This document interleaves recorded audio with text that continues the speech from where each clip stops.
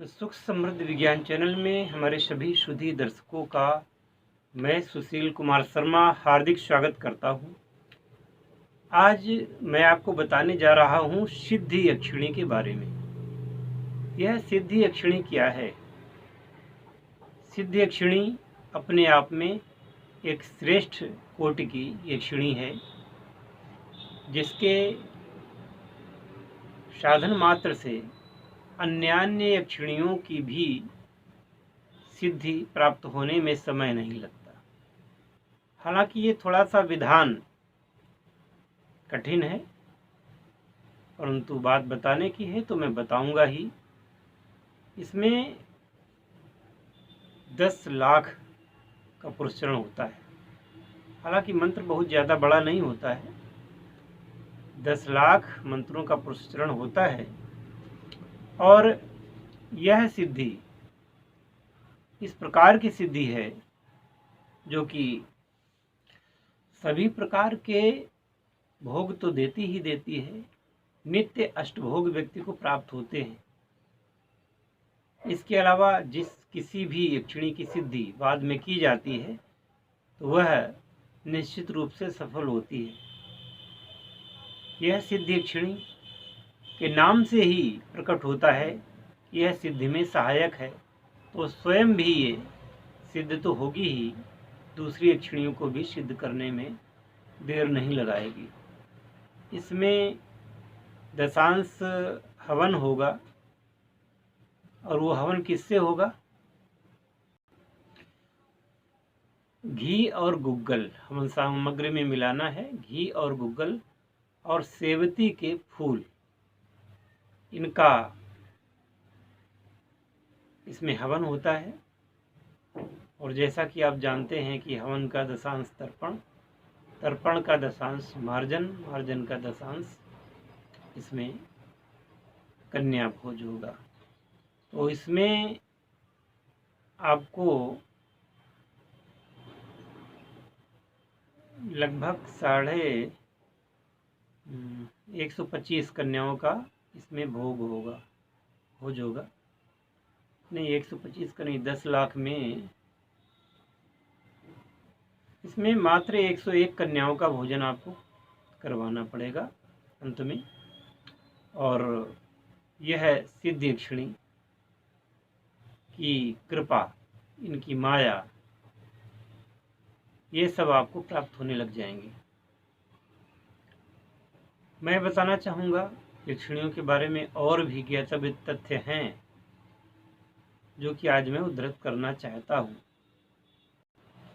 पहले तो इसी यक्षिणी के बारे में बताऊं कि एक कलश में, घड़े में या फिर कलश में, तांबे का कलश हो या पीतल का कलश हो या फिर मिट्टी का ही कलश हो, कोई बात नहीं, इसमें चावल और उड़द साथ में भोज्य पदार्थ इसमें रखे जाएंगे और जप किया जाएगा। और इसके बारे में ज्ञातव्य ये है कि जब यह अपने आप चावल, उड़द और भोज्य पदार्थ कलश से गायब हो जाएं, तो ये समझना चाहिए कि सिद्ध यक्षिणी ने उसको स्वीकार कर लिया है और आप पर प्रसन्न हो गई है। इस प्रकार से करने पर जीवन भर फिर धन धान्य और सिद्धि की कभी भी कमी नहीं रहती। रिद्धि सिद्धि हमेशा विराजती है, और वह व्यक्ति जब तक जीवित रहता है तब तक तो वो पूर्ण प्रकार से, सभी प्रकार से संपन्न रहता ही है। मृत्योपरांत यह यक्षिणी उसे मोक्ष भी प्रदान कराती है। तो ऐसी सिद्धिप्रद यक्षिणी को अवश्य ही करना चाहिए। हालांकि इसमें थोड़ी मेहनत ज़्यादा है, परंतु जितना लघु मंत्र है उस हिसाब से ज़्यादा मेहनत भी नहीं लगती। क्योंकि आप लोगों को भूलने की बीमारी हो जाती है, इसलिए बार बार बताना पड़ता है। सभी लोग जानते हैं कि ये जो यक्षिणियाँ होती हैं यह यक्ष जाति की स्त्रियां हैं, जो कि अत्यधिक संपन्न होने के कारण भोग विलास से संपूर्ण होती हैं, और जो भी इनकी साधना करता है उसको भी ये भोग और विलास की संपूर्ण सामग्रियां उपलब्ध करवाती है, तीनों रूपों में, माता के रूप में, बहन के रूप में, पत्नी के रूप में, या फिर पुत्री के रूप में भी आप इनकी साधना कर सकते हैं। परंतु मेरा हार्दिक विचार ये है कि अगर इनकी साधना आप मार्गदर्शिका के रूप में करें, यहाँ पर तीनों रूपों को छोड़ करके या चारों रूपों को छोड़ करके मैंने एक नए रूप की कल्पना आपको बताई है कि अगर उनको मार्गदर्शिका के रूप में सिद्ध करेंगे तो आपके लिए अत्युत्तम होगा। अगर आदर्श मार्गदर्शिका वो बन गई तो जीवन में कभी भी आप कहीं भी पराजय का मुख नहीं देखेंगे। यक्षिणियों की एक और विशेषता है कि इनका साधक जब इनकी सिद्धि कर लेता है तो इनके पास दिव्य रसायन होते हैं।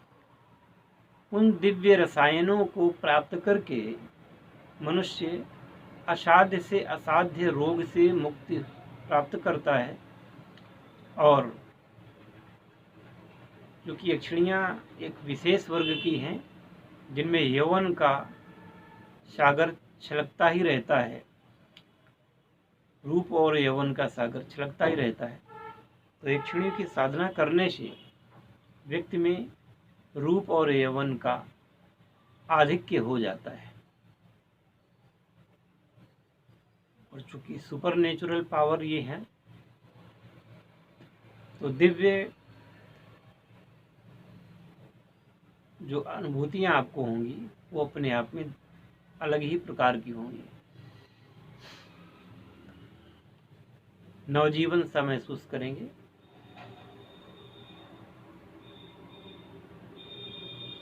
अगर इनसे आप कुछ सीखना चाहते हैं तो यह उन गुप्त रहस्यों को भी आपके सामने उजागर करती हैं जिन गुप्त रहस्यों के बारे में संभवतः कोई नहीं जानता। यह दिव्य यक्षिणियाँ ऐसी नई नई आपको बातें बताएंगी जो कि अभी संसार में उन चीज़ों का प्रादुर्भाव नहीं हुआ है, और उनका आविष्कार भी आपके द्वारा हो सकता है।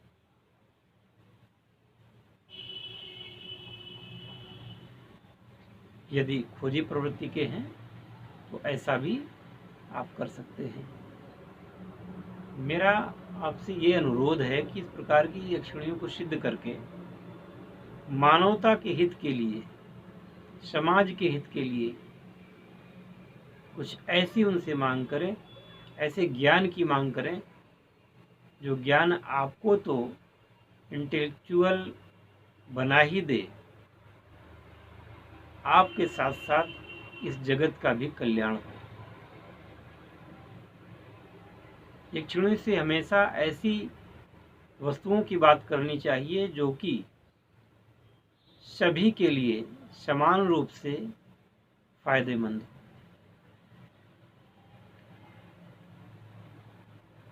यह वीडियो आपको कैसा लगा अवश्य बताएं,